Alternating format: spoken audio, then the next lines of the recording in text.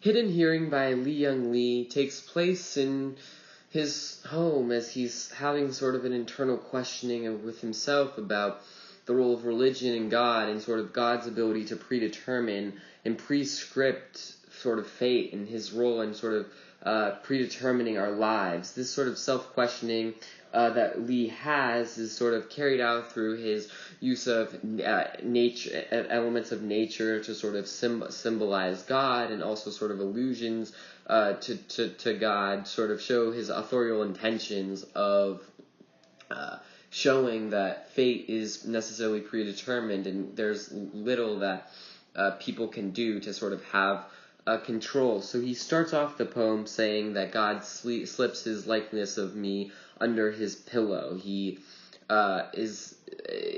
God controls basically him. He's putting him under his pillow. So what I think that means is it's sort of creating a situation where whether he's tired, it's sort of cloudy or dark, which coheres to the next line, which is sort of sets the setting for the poem, which is morning growing cloudy, so it's getting later in the day, and the house is darkening, so we have sort of a dark tone or mood and sort of melancholy instilled throughout the house, which could potentially be the reason why he has such nihilistic understandings of faith. And so the line of explaining "be finished with your resemblances," I think is incredibly important, because he's saying that he should be sort of true to himself, not necessarily pretending to be anything else, but rather make sure that he is understanding and facing the reality of religion. So I think that the next line talking about a lamp is extremely important, because it's somewhat contradictory, because a lamp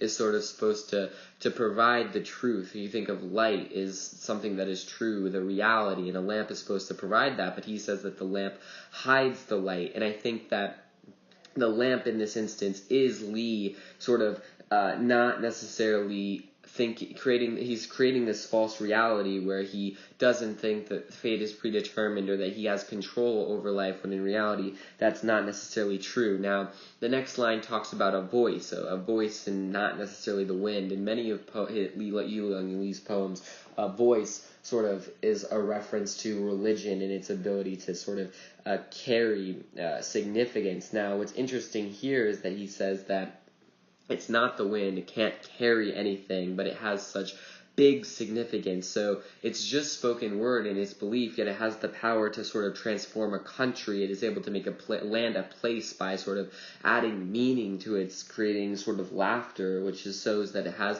such a big impact, yet it is really nothing more than words, whether they be written or spoken. Now, he sort of, last night he dreamed of voices in a grove. This is sort of he's dreaming about religion, and the grove is important because a grove is sort of a group of trees, which means that it's sort of confusing. There are a bunch of different options, which is magnified by his use of ladders, which shows that there's sort of multiple religious paths that he is sort of able to follow. Now, you have sort of this dream, and he's mending going into sort of mending his children's shirts. Now, I think that this line is incredibly important, because it sort of sets a understanding of where Lee is mentally. It has two implications. One, it shows that he's able to sort of handle everyday tasks while dealing with such a metaphysical questioning about whether or not there's anything that we can do as humans to control.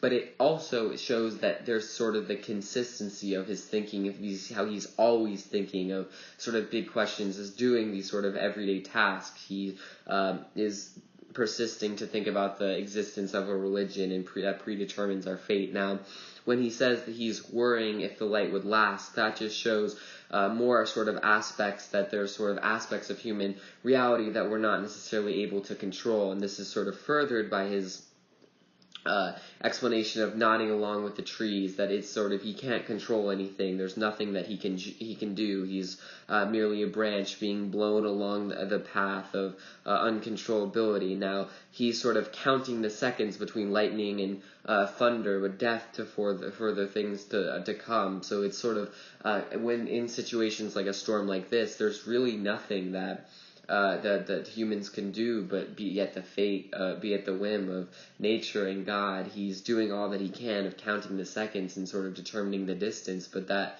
in the grand scheme of things really doesn't change much, and that's how our story goes into God to recoup a human fate. He sort of is lost in that God is trying to bring him in by not necessarily leaving him out there. Now, the last couple of lines of this stanza sort of enter sort of God's relationship with nature. So God snoring and sort of his sleep is immense. Sort of the language that he's using is incredibly powerful. It's sort of musty with a season's litter. I think season's litter is potentially snow or a storm, and it goes back to the sort of theme of uncontrollability, as small actions by God create necessarily these big changes as he's sort of rolling over in his sleep, and it churns the seabed to dislodge islands. So a God simply turning in bed causes massive destruction on islands, and it proves that there's nothing that those people really could have done to sort of change the state of their reality. Now, the sort of bird is important because Time's green name is indication of spring, and that sometimes potentially could think of new beginnings. So maybe this is Lee's understanding of his new understanding of religion. So then there's sort of a break, and this hints at the external structure as sort of it's a pause or a thought of what's going on. What's interesting is he says that it stops when I stop to listen and starts again as soon as I give it up. Now I think this is sort of a metaphor for how religion operates, as sort of when one doesn't think about it or question it, all things are well, we can just sort of continue in our daily lives. But when we actually do sort of focus on it, it leaves us with a lot of problems, basically. Then sort of going down further, talking about how God takes out his portraits, giving God very human-like qualities, sort of rolling over in his bed, sort of painting a picture, and what that portrait of that he makes every day is sort of God shaping him every day, adding or erasing. And I think that it's very important that he does not capitalize he in this instance when he's referring to God, specifically because in the other parts of the poem he did capitalize he in relation to that. So maybe it's because he sort of lost respect or is sort of confused on God's sort of nature.